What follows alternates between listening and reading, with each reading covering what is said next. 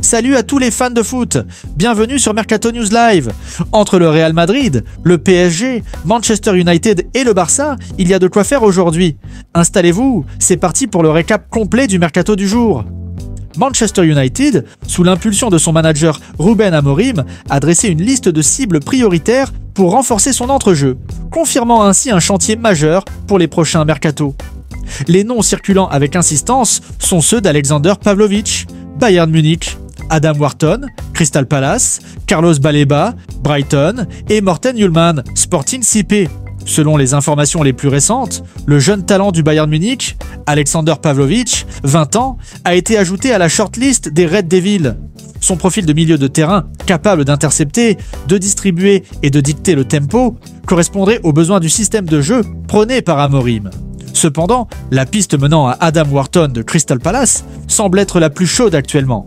L'international anglais de 21 ans est placé en haut de la liste des priorités, notamment en raison de la complexité du dossier Carlos Baleba. Brighton and Hove Albion a fermement fermé la porte à un départ de son milieu camerounais cet hiver, refroidissant les ardeurs mancuniennes pour un transfert à court terme.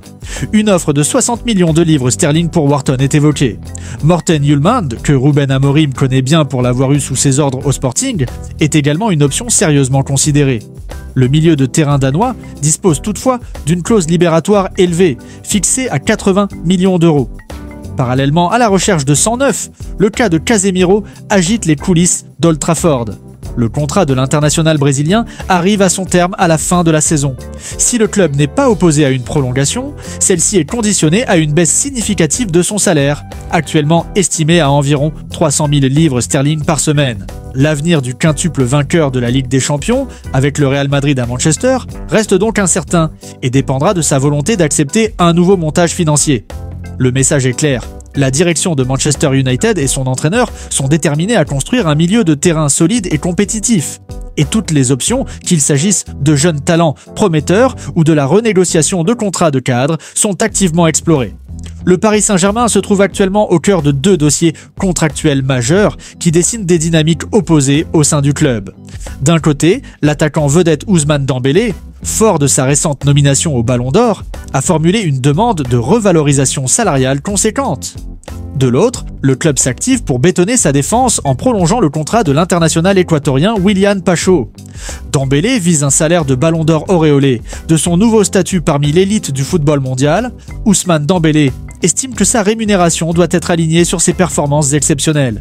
L'ailier français a ainsi transmis à sa direction une demande pour une augmentation très significative de son salaire. Cette requête, jugée logique par le clan du joueur, suscite néanmoins des discussions animées en interne et met à l'épreuve la nouvelle politique salariale du PSG. Le club, soucieux de maîtriser sa masse salariale et d'éviter les contrats XXL du passé, aborde ces négociations avec prudence. La direction parisienne souhaite récompenser le mérite sportif sans pour autant créer un déséquilibre qui pourrait générer des tensions au sein du vestiaire. La direction sécurise sa défense avec Pacho. En parallèle, le PSG affiche une volonté claire de construire sur le long terme, en consolidant ses cadres défensifs. Dans cette optique, le club est sur le point de finaliser la prolongation de contrat de Willian Pacho. Le défenseur central, devenu un élément incontournable de l'arrière-garde parisienne, devrait se voir proposer une extension de 2 saisons supplémentaires, le liant potentiellement au club jusqu'en 2031. Cette nouvelle entente serait assortie d'une revalorisation de son salaire, incluant des parts fixes et variables en hausse, afin de récompenser sa régularité et son importance dans le projet de l'équipe. Les discussions seraient très avancées et un accord est jugé imminent. Ces deux situations illustrent le délicat exercice d'équilibriste auquel doit se livrer la direction du PSG. Récompenser ses joueurs clés tout en maintenant une grille salariale cohérente et soutenable. Alors que la prolongation de Pacho s'inscrit dans une logique de consolidation, les négociations avec Dembélé s'annoncent comme un test majeur pour la stratégie du club. Au Real Madrid, la priorité s'appelle désormais Dayot ou Upamecano. Le club est prêt à lui offrir une prime de 20 millions d'euros s'il signe en 2026.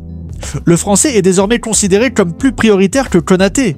Pendant ce temps, les agents de Vinicius Junior réclament une hausse de salaire importante, entre 20 et 25 millions par an. Madrid est prêt à faire un effort, mais souhaite aussi que le joueur revoie certaines de ses demandes. Côté mercato, le Real a freiné sur Alexis McAllister, jugé trop cher à 100 millions, et regarde désormais Adam Wharton, Enzo Fernandez et même Keith Smith, le jeune talent de l'AZ Alkmaar. Et attention au cas de Jude Bellingham, si l'Anglais ne parvient pas à s'imposer sous Xabi Alonso, un retour en Premier League pourrait devenir une vraie option. Le FC Barcelone semble s'activer pour sécuriser ses cadres tout en préparant l'avenir. Frenkie de Jong, un cadre verrouillé. La revalorisation du contrat de Frenkie de Jong, avec une clause libératoire portée à 500 millions d'euros et un salaire annuel net avoisinant les 10 millions d'euros, confirme son statut de pièce maîtresse du projet barcelonais. Le club cherche ainsi à repousser les assauts des plus grandes écuries européennes qui convoitent depuis longtemps le milieu de terrain néerlandais. Ter Stegen, la fidélité d'un pilier.